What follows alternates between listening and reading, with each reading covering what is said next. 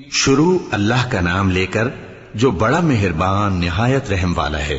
اے نبی، مجاہد لوگ تم سے غنیمت کے مال کے بارے میں دریافت کرتے ہیں کہ کیا حکم ہے۔ کہہ دو کہ غنیمت اللہ اور اس کے رسول کا مال ہے، تو اللہ سے ڈرو اور آپس میں صلح رکھو، اور اگر ایمان رکھتے ہو تو اللہ اور اس کے رسول کے حکم پر چلو۔ مومن تو وہ ہیں کہ جب اللہ کا ذکر کیا جاتا ہے تو ان کے دل ڈر جاتے ہیں، اور جب انہیں اس کی آیتیں پڑھ کر سنائی جاتی ہیں تو ان کا ایمان اور بڑھ جاتا ہے،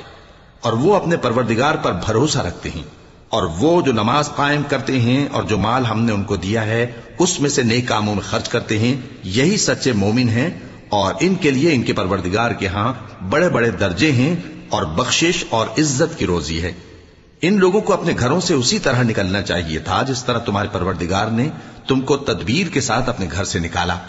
اور اس وقت مومنوں کی ایک جماعت ناخوش تھی، وہ لوگ حق بات میں اس کے ظاہر ہونے کے بعد تم سے جھگڑنے لگے، گویا موت کی طرف ہانکے جاتے ہیں اور اسے دیکھ رہے ہیں۔ اور اس وقت کو یاد کرو جب اللہ تم سے وعدہ کرتا تھا کہ ابو سفیان اور ابو جہل کے 2 گروہوں میں سے ایک گروہ تمہارے لیے مغلوب ہو جائے گا، اور تم چاہتے تھے کہ جو قافلہ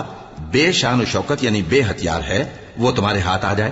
اور اللہ چاہتا تھا کہ اپنے فرمان سے حق کو قائم رکھے اور کافروں کی جڑ کاٹ دے، تاکہ سچ کو سچ اور جھوٹ کو جھوٹ کر دے، گو مشرک ناخوش ہی ہوں۔ جب تم لوگ اپنے پروردگار سے فریاد کرتے تھے تو اس نے تمہاری دعا قبول کر لی اور فرمایا کہ تسلی رکھو، ہم 1000 فرشتوں سے جو ایک دوسرے کے پیچھے آتے جائیں گے تمہاری مدد کریں گے۔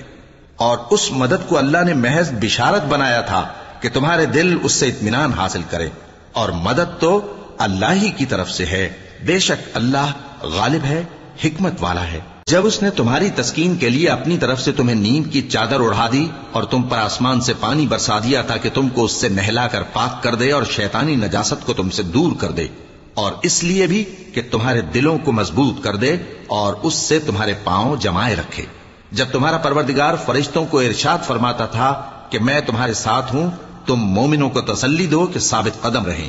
میں ابھی کافروں کے دلوں میں رعب و ہیبت ڈالے دیتا ہوں، سو ان کی گردنیں اڑا دو اور ان کی پور پور توڑ دو۔ یہ سزا اس لیے دی گئی کہ انہوں نے اللہ اور اس کے رسول کی مخالفت کی، اور جو شخص اللہ اور اس کے رسول کی مخالفت کرتا ہے تو اللہ بھی سخت عذاب دینے والا ہے۔ یہ مزہ تو یہاں چکھو، اور یہ سمجھ لو کہ کافروں کے لیے آخرت میں دوزخ کا عذاب بھی تیار ہے۔ اے اہل ایمان، جب میدان جنگ میں کفار سے تمہارا مقابلہ ہو تو ان سے پیٹھ نہ پھیرنا، اور جو شخص جنگ کے روز اس صورت کے سوا کہ لڑائی کے لیے کنارے کنارے چلے یعنی حکمت عملی سے دشمن کو مارے یا اپنی فوج میں جا ملنا چاہے، ان سے پیٹ پھیرے گا تو سمجھو کہ وہ اللہ کے غضب میں گرفتار ہو گیا، اور اس کا ٹھکانہ دوزخ ہے، اور وہ بہت ہی بری جگہ ہے۔ بس تم لوگوں نے ان کفار کو قتل نہیں کیا بلکہ اللہ نے انہیں قتل کیا، اور اے نبی، جس وقت تم نے کنکریاں پھینکی تھیں تو وہ تم نے نہیں پھینکی تھی بلکہ اللہ نے پھینکی تھی۔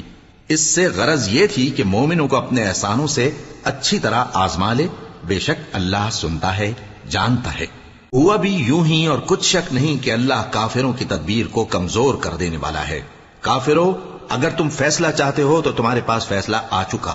اگر تم اپنے افعال سے باز آ جاؤ تو تمہارے حق میں بہتر ہے، اور اگر پھر نافرمانی کرو گے تو ہم بھی پھر تمہیں عذاب کریں گے، اور تمہاری جماعت خواہ کتنی ہی بڑی ہو تمہارے کچھ بھی کام نہ آئے گی، اور اللہ تو مومنوں کے ساتھ ہے۔ اے ایمان والو، اللہ اور اس کے رسول کے حکم پر چلو اور اس سے روگردانی نہ کرو جبکہ تم سنتے بھی ہو، اور ان لوگوں جیسے نہ ہونا جو کہتے ہیں کہ ہم نے سن لیا مگر حقیقت میں نہیں سنتے۔ کچھ شک نہیں کہ اللہ کے نزدیک تمام جانداروں میں بدترین وہ بہرے گونگے لوگ ہیں جو عقل سے کام نہیں لیتے، اور اگر اللہ ان میں خیر کی طلب دیکھتا تو ان کو سننے کی توفیق بخشتا، اور اگر یوں ہی انہیں سنوا دیتا تو وہ منہ پھیر کر بھاگ جاتے۔